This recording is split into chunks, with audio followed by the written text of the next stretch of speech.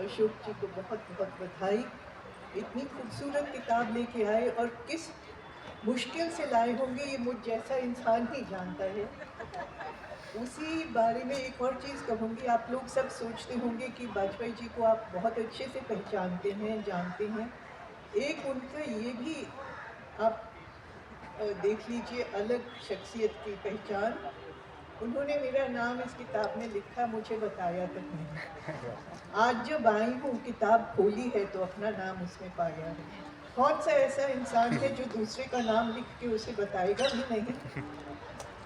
सोचिए, एटलीस्ट इतना तो पता होना चाहिए दूसरे को कि आपने लिखा, पर इनको इतना नहीं था कि भाई मैंने आपका नाम लिखा, ये अपनी बात बता रहे थे, है ना।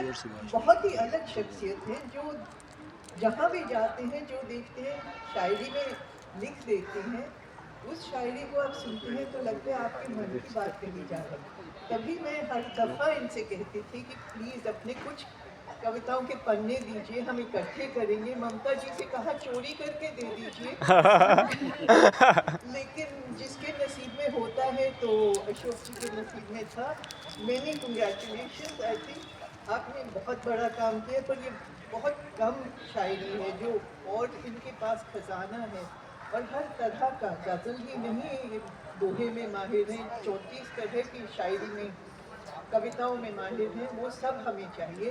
तो ये तो खाली शुरुआत है वाजपेयी जी, अब मेरे साथ साथ ये बाकी लोग भी आपको जगह जगह पे टोकेंगे। राइट। वाजपेयी जी फिजिक्स के पोस्ट ग्रेजुएट होने के बावजूद शायर निकले, हैरानी की बात। उसके बाद ऑल इंडिया रेडियो जैसी जगह में डीडीजी होकर रिटायर हुए। अमेजिंग। उस दौरान में इन्होंने किताबें छापी ही नहीं,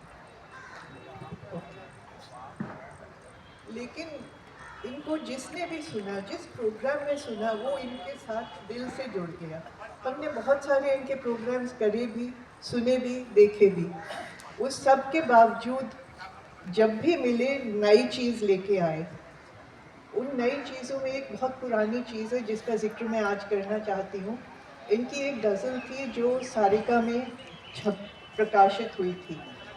उस गज़ल को ओशो रजनीश ने कहीं पढ़ा और जब उनके प्रवचन होते थे, एक पूरा प्रवचन उसी गज़ल पे दे डाला।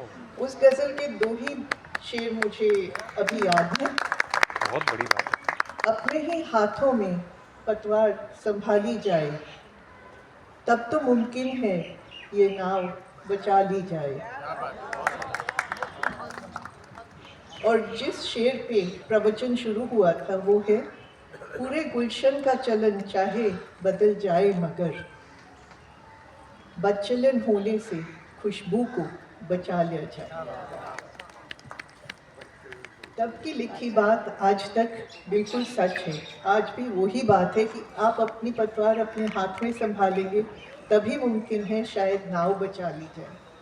So thank you very much. मेरे ख्याल से सबसे इतना ज़्यादा बोलना भी नहीं था मुझे, क्योंकि मैं तो हैरान हूँ मेरे नाम को पढ़ के उसके बाद जितना मुझे दिल से छू लिया वाजपेयी जी के एक्शन ने। आई रियली डोंट नो कि मेरे पास शब्द नहीं है उसको कैसे मैं बयान करूँ। लेकिन ममता जी का भी इसमें उतना ही रोल है, तो थैंक यू ममता जी। आप हैं तो ये शायरी है, नहीं तो ये कवि तो कब के बिखर गए होते। so, बहुत बहुत शुक्रिया आप सबका मुझे इधर बुलाने के लिए भी और इस मंच पे वाजपेयी जी को सुनने का मौका देने के लिए। तो आज नमस्ते।